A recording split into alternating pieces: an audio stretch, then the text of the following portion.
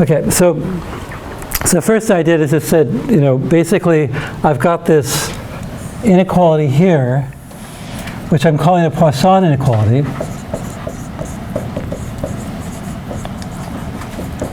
For reasons that'll be clear as the course proceeds. And if this drift condition holds, then just by the fundamental theorem of calculus, we get that the average cost is bounded by a term depending on the initial condition, the case is 0, plus a constant. And this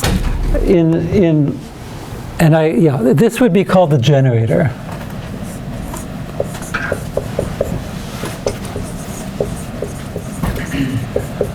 Like if this was a course on continuous time Markov processes, right away they'd introduce the generator.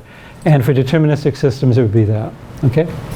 So we did that, and then I wanted to launch into the Markovian case, but I know you're still all scared of this notation, so I just spent some time explaining again this pH business. So this was like 1.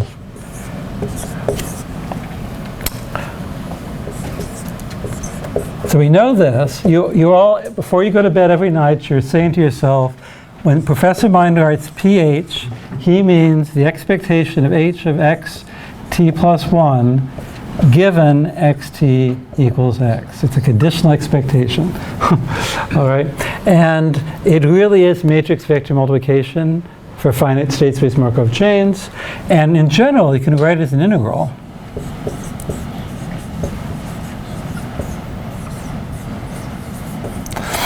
Because this transition kernel for each x is a probability measure, and all I'm saying here is I'm integrating h of y with respect to that probability measure. For any x, I have a probability measure, which is a distribution one step in the future, given I start at x. Okay? So this integral becomes a sum in the discrete state space case. And the thing is that, so everybody, when I write this, what do I mean? You could say conditional expectation, but what I really mean is this. It's equal to pH1,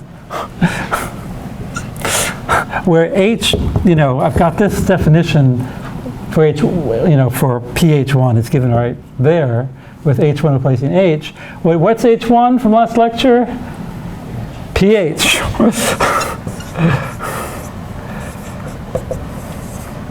And that's the thing I really wanted to impose on your brains, is that there's really only one definition, pH, and we can iterate p. If I want to look at p squared, I take h, I hit it by p, I get a new function. Well, I'm calling it h1. Then I hit it by p again, and I get another function that's denoted p squared h. And so we've got this. And so we can do this for all t, and by this is called a semigroup.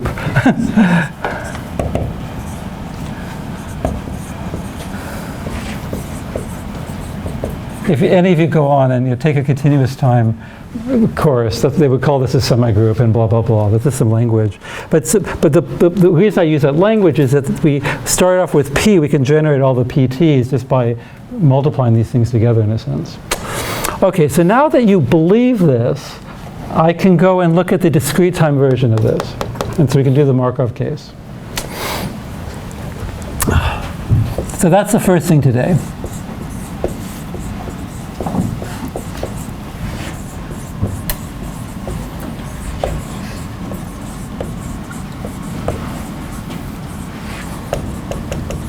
So the big thing is I'm leaving the deterministic world. I want to go through, and I want to write down the implications of this, but translate to the Markov case. So now, dv now at x is the expectation of v of xt plus 1 minus v of xt given xt equals x. That's the definition I gave you in the discrete time case. And that's nothing but, look at that conditional expectation, I get PV. And this conditional expectation, well, I'm telling you what x is, I just plug it in. And so that,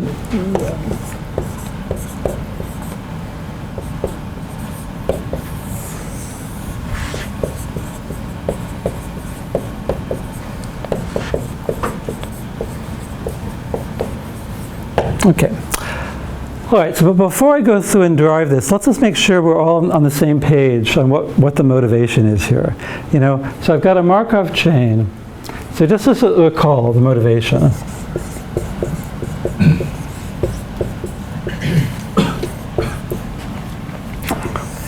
You know, typically, xt plus 1 is just some function of xt and noise, or disturbance. Just repeating what I said last lecture. I mean, again, every Markov chain has this representation subject to, maybe you need some assumptions, I don't know, but anything you'll ever see will be expressible of this form. That the new state is just a function of the old state in noise. So, so here we're saying that the derivative, the direction I'm traveling, is a function of the current state. In discrete time, you know, I could be looking at differences, but you know, why bother? And typically it comes from,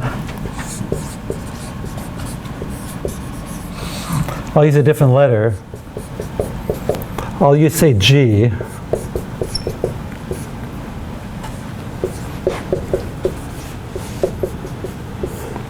Where there's an input process, and we're trying to choose an input to make the process behave like we'd like it to behave. So typically, ut is some function of xt, and that's called state feedback.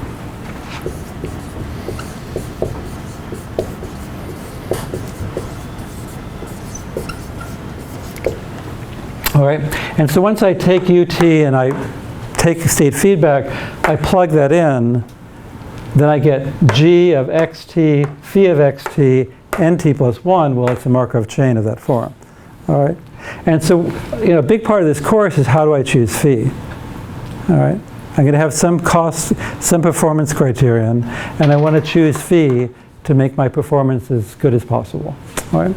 So that's the long-term motivation, but first we have to understand this.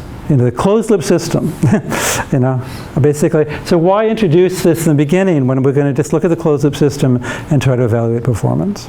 And this inequality is the way to bound the average cost, you know, and that's it. There was something else I wanted to say.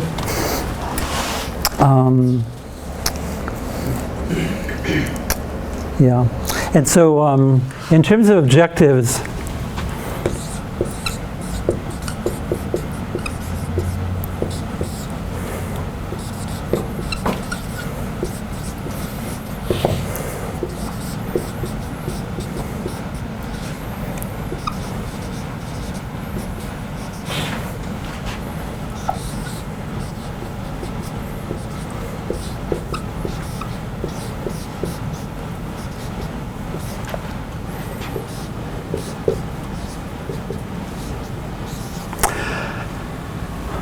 so again, it's going to take time to explain this, but my favorite cost criterion is this long-term average cost. You know, I have some cost function, and I look at the average given the initial condition, and I'd like to minimize this in a controlled context over all possible feedback laws. And at least I'd like to get a bound on this and see how I'm doing. And we'll see that this doesn't depend on x, typically. I mean, usually this doesn't depend on the initial condition. And so again, it's just like this guy here. And we're going to get a bound just like that. You know, that's identical bound based on that condition. And the second is discounting.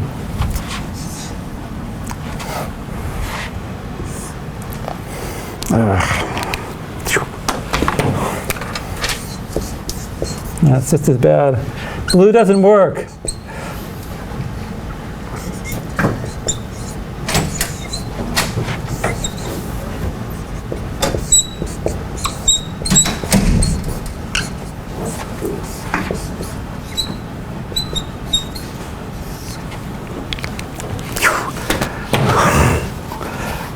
Oh, I had more in here.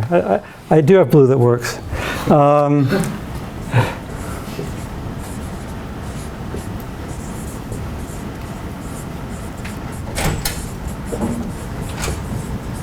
Okay, so yeah, I've got it. I'm set. Yeah. So if you're taking a course in operations research or business school, they will say in the long run you're all dead. That's stupid. Never do it. This makes sense. Beta is my discount factor because I don't care about the future so much. But that's because they don't know the theory that once you optimize this, you get really good transient behavior. Well, if you optimize this, your policy could be unstable. You know, I mean, it's basically depends on what your value of beta is. You know, so here we will see you do get good transient behavior, provided C is reasonable. You know, if C favors going off to infinity, then you'll go off to infinity. You'll be unstable. But the cost functions we typically cook up will drive you towards this end of the space. So this for a lot of reasons, as we'll see, you'll see why I like this better than this. Why I focus on it. Yep. So yeah. Like speaking of the bounds here, so if the desired goal, so for using this integral, inequality up there, so if you had a state feedback function phi, you could then compute everything and see how far you are to eta bar. Well, that's one thing. Yeah, that's right. So maybe you have, maybe for every phi in some class, you have a Lyapunov function. You know, so this generator, this transition matrix will depend on phi, of course. And for every phi you get a bound, at least you could maybe choose the policy that gives you the best bound. So and that's what sometimes is done. What? Parameterize phi and then... Yeah, that's one possibility. And that leads to what's called actor-critic methods in reinforcement learning. Yeah. So you're trying to get close to eta bar? No, eta bar's a bound. It could be a crappy bound. No. And so in the end, basically, I'm doing things easy things first. So I can prove that this implies a bound on this. It'll take me to two lines.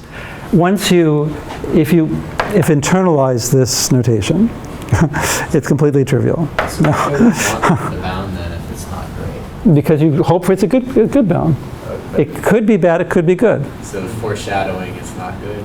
No, I'm just saying it could be bad, right? I mean, so basically for a linear system, linear state space model quadratic cost, we know a quadratic function will have equality, and eta bar will be the exact equality. You know, you could also take a quartic, and you'd also get a bound, and then the eta bar would be crappy. You know? Yeah, eta bar depends on the choice of V also. Yeah, so if you choose a really stupid V, you'll get a stupid bound. Yeah. And yeah, and so I mean, so also what we're going to do at the end of the course is we'll have a parameterized family of V's and find the one that gives us the best bound. You know, yeah. Does that have a name? I mean, that really is, yeah, that's TD learning, really. Yeah, yeah, TD learning will do that. Yeah, yeah, yeah. So yeah, so that's right. So this is so foundational, it's ridiculous, you know. And you have to understand the inequality before you understand the equality, and that's the average cost dynamic programming equation. When you put an equality here, that's when you stick in the input and yeah. All right. Okay. I mean, I sort of missed it, but like, what is the reason for the discounted cost? Like, why is that? In the long run, we're all dead. That's a quote of Keynes. And in OR and economics, they've totally internalized that. Why would I care about the cost a million years from now?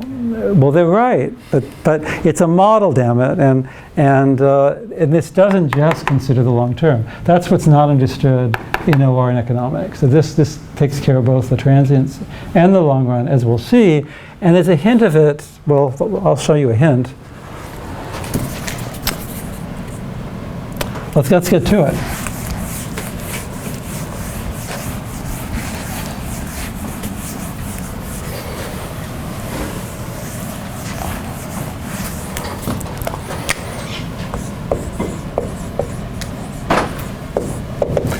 So, you know, by the way, V is not negative. Always, always, always.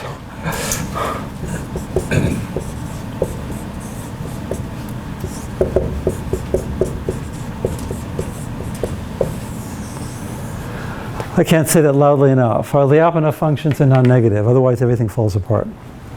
Yeah. Can we say our C is also a Lyapunov function? Yeah. Because it has all the same properties. No, it doesn't. No. So C never satisfies this property. I mean, almost never. That's not a property of a Lyapunov function. No, this is my definition. So Poisson's inequality is this, and I'm just saying C won't satisfy it. You can't take V equals C. Oh, I put the V there! You guys! Sorry. Going too fast. I should say, I keep forgetting to say I'm just testing you. You could see why I did that. There would be a PV less equal to V minus C. So all right. No, but you see what I mean. There's no way you can take V equals C and expect this to hold. No, but I mean, like in general, like C and V are both positive, definite. I know, but they don't satisfy.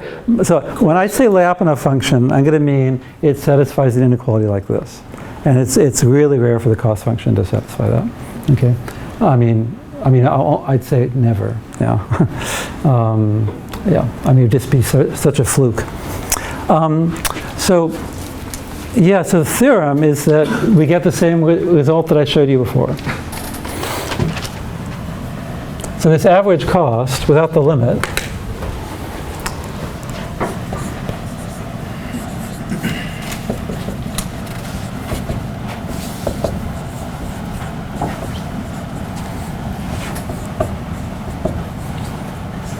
okay, so the average cost, just like I had, continuous time. Everybody, what is it less than equal to? So take a look at your notes. It's written down. It's the same formula we had before. So before I had a 1 over t, when that's 1 over n, so I'll have a 1 over n. And then what do I have here? I think I heard it. And then plus a to the bar. So there's nothing different. Yeah. And so basically there's a fundamental theorem of calculus going on in the background. Right? So I'm not going to present you a formal fundamental theorem of calculus. I'm going to sort of rederive it from scratch.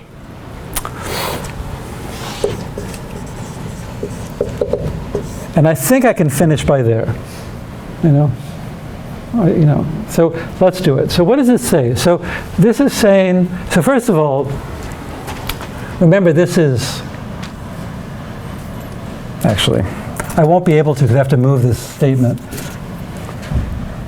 Well, actually, here. Here's the starting point, of course, is that this is just what? It's 1 over n, summation k equals 0 to n of, that's a p to the k.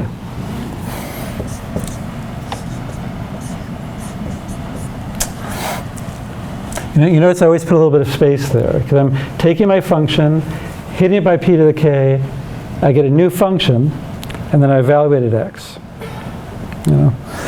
So if you really want to be pedantic, you'd say, take c, hit it by p to the k, I get a function, now I evaluate. It can be confusing because c of x is a number. You can't hit p by a number. It doesn't make any sense. All right, but I know that's a place where some people get confused sometimes. All right, so we need to bound p to the kc. Well, it's sitting right in front of us. So this is again just equal to p v minus v. That's the definition of dv.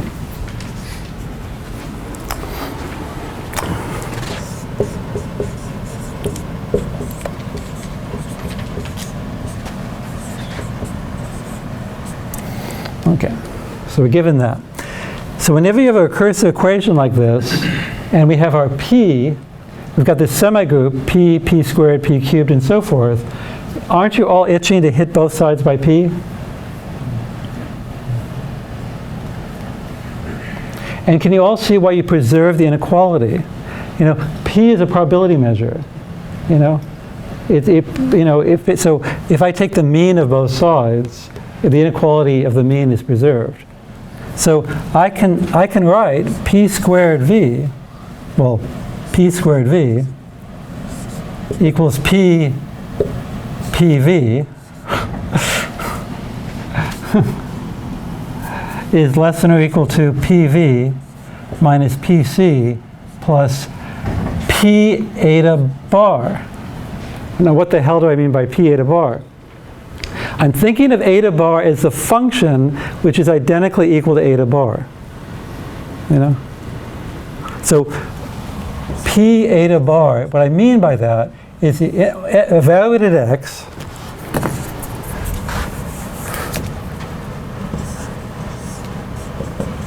equals the integral of the state space of px to dy eta bar. I'm taking the mean of a constant function, eta bar, right? And eta bar is a constant, so I'm just integrating over all of x as y and x. That's just the probability of going from x to anywhere, which is 1. Right? Okay. And so what I'm saying is like p times the function 1 equals 1. 1 is a right eigenvector of the transition kernel. That's what I'm saying. All right, so see, you can see we're done, right? You see my optimism, we can finish by there, maybe there. Because I've got PV sitting there, and PV is less than that. So PV is less than this. It's supposed to be an eta bar. And I've got a minus PC, and then a plus in eta bar. So I've done two things there. I replace that by eta bar. I've got the minus PC, and look at that, look at that, look at that. It's popping in front of our eyes.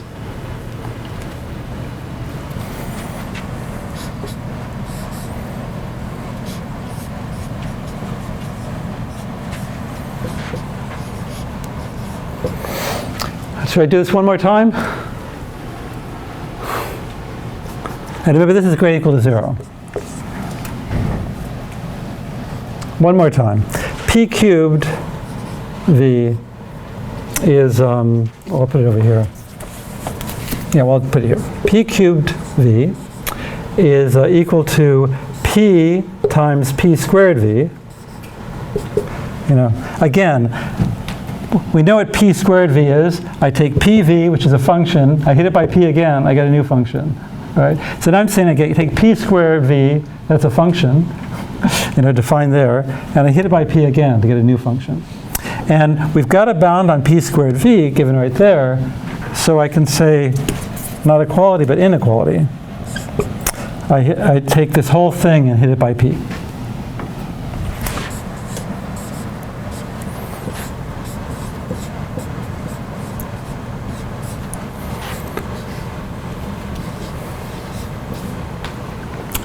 Okay, and I'm not wasting my time reminding you that P eta bar is eta bar. I'm just wrote it down. So when I hit this by P, I got itself.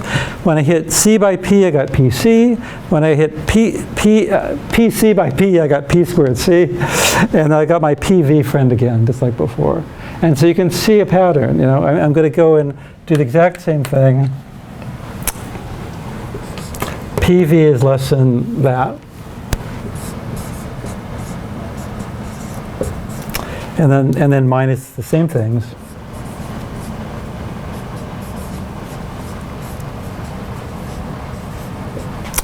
And do you see it all? It just falls apart beautifully.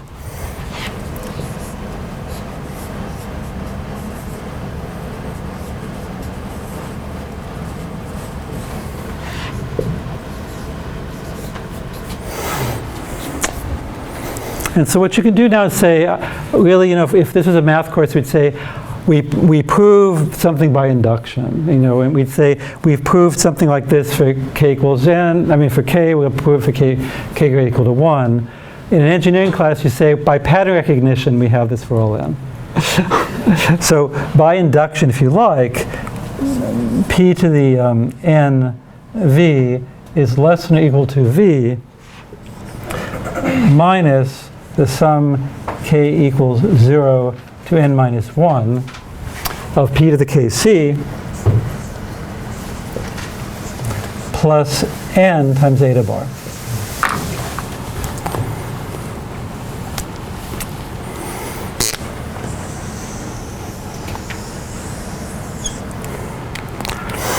All right, and again, this is just by induction. If I was going to give a really formal, again, if this was a math course, this is what I'd start off with. the theorem would not be this. The theorem would be this and proof by induction, right? I didn't do it that way because it's so much nicer to go linearly. Just practice like that. Yeah. Kind of extending what he was talking about earlier about the inequality not being tight. Yeah. Like, since we have a chain of inequality, Yeah, exactly. it's worse and worse as the more times you iterate, right? Absolutely. So it looks like you'd get a crappy bound. Absolutely. Because every single time I did this, I was using this bound again, and the errors should add up. Somehow they don't. and it's because of the fact that p to the n is converging to a constant anyway, in a sense, to be made precise in the next before the end of the month. pk itself is sort of disappearing, and so the errors don't really accumulate as bad as you think. But you're right. There's a cause for alarm. There's no question. Yeah. Okay. But QED, right? Because all I do is I divide both sides by n. You know, again, I say that integrating a function v, which is non-negative, gives me a function which is non-negative. You know, just by the definition of conditional expectation. Remember, this is a conditional expectation of a non-negative function, so that's going to be non-negative. So that's a function which is non-negative, and if I divide both sides by n and rearrange terms, I get this formula. So, QED. Now I know if you have questions, so ask them. What's wrong? If you're really confused, it's because you don't believe me. You know, that's all I need to prove. Because if you believe this, just take a look, they're identical. I'm saying that this is greater or equal to 0. And I can take this to the left-hand side, therefore, divide both sides by n. There it is. I'm done. Okay? So this is deep result on average cost bounds, and you know the proof is just it's even simpler in the continuous time case.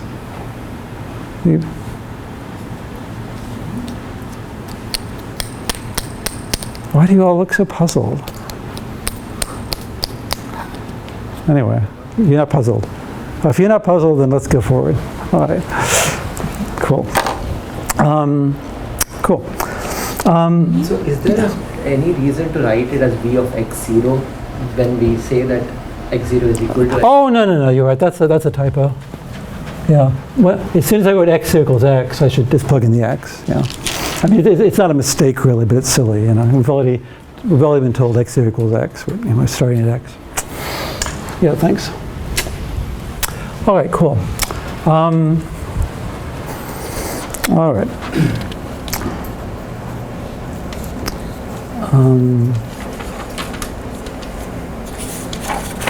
Yeah. All right. So to go further, so I'll call the motivation. So this is really going to be useful. We want to get bounds on performance, but at the end, when we get to these dynamic programming equations, we're going to want equality, and we're going to want to know, is there a solution with equality? You know, and is eta, when I have equality here, will the eta bar actually be equal to this average cost? You know, and it's not really obvious. Imagine if this was equality, right? Then I'd have equality, equality, equality, equality, equality, but I would still have this damned inequality here.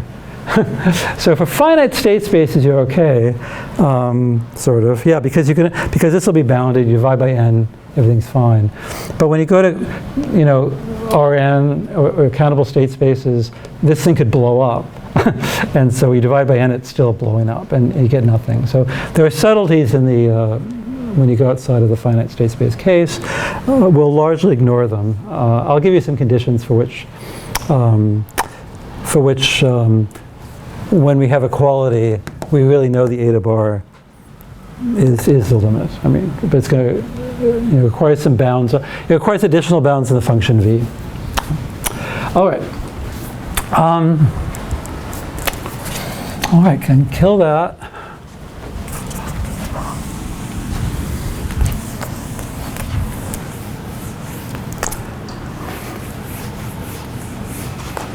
Not that.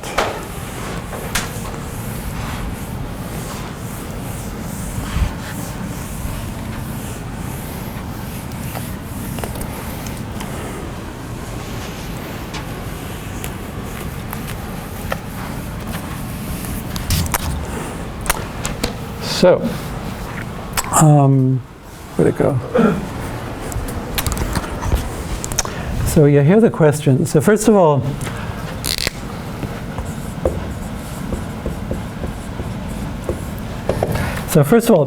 if you've taken a Markov chain course before, nobody gave you something like this, probably. You know, right away, there was no average, and they just said this converged to something. You know.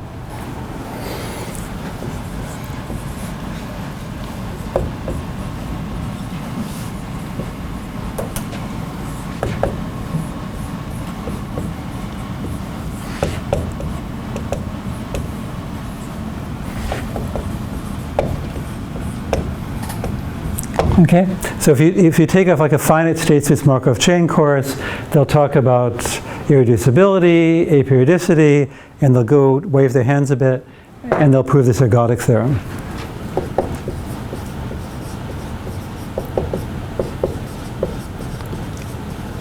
Okay, that's an example of an ergodic theorem. And the second question is, what's the limit? And do you all know?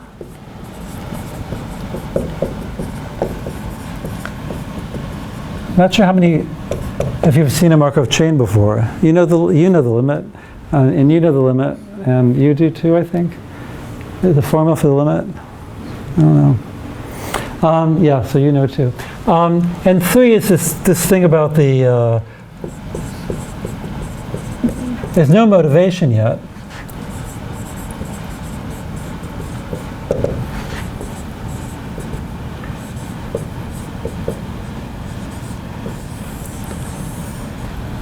So this is going to turn out to be really important all over the place. I mean, every part of this course is going to come up. Is that before I had an inequality, now I have an equality, and eta is not a bound. Eta actually is this long run, cost, mean cost. We want to know that has a solution and have properties of it. And under a lot of properties, and often we're going to find that it's a non-negative solution.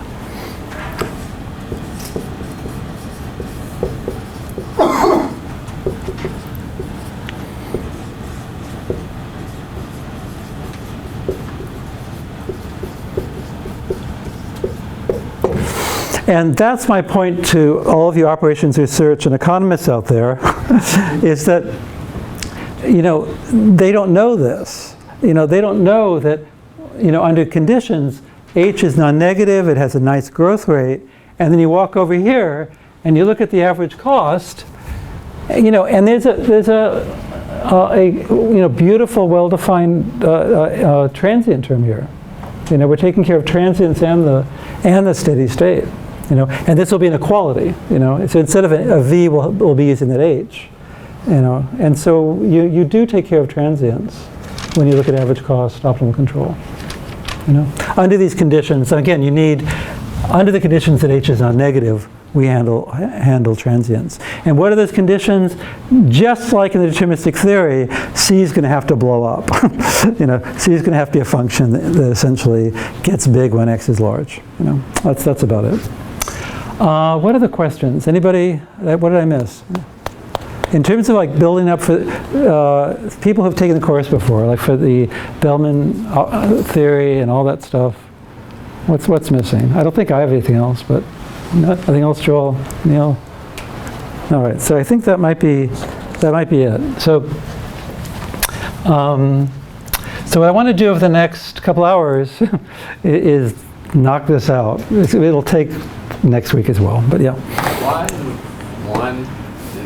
just the limit of what do we? Well, that's a question. I'm not saying that this is true. It's a question, but it turns out it is true. It's true under very minimal conditions, as I'll lay out. So there's not supposed to be a summation. What's that? No, see, if this limit exists, then the average does as well. And it turns out that 99.999, well, you will never come across an example you care about where this is not true, where this holds but not that. So the reason for taking this as a criterion for performance is because, look, I can get a bound so easily. It's harder to get a bound on the non-average cost. It's really a trick. It's a common engineering trick, is to create a performance metric so you can get bounds. That's why they come with total cost. Nobody really cares about total cost, right?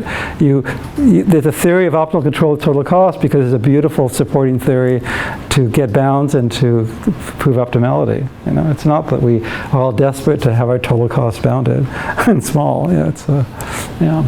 So this is close to what we care about, and I like this. I think it's reasonable to have the average cost. Having, you know, it's really nice to say here's the effect of my initial condition, and here's this. Well, actually, that's what, yeah. 1 prime. I should have said this.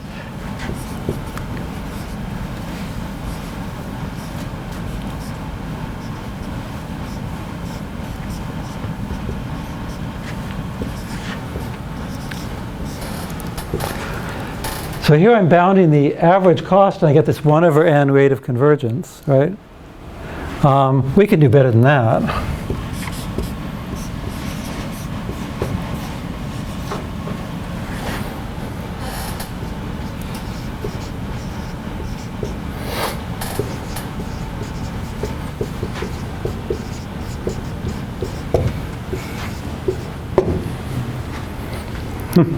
You know, so basically, if we actually do look at the, you know,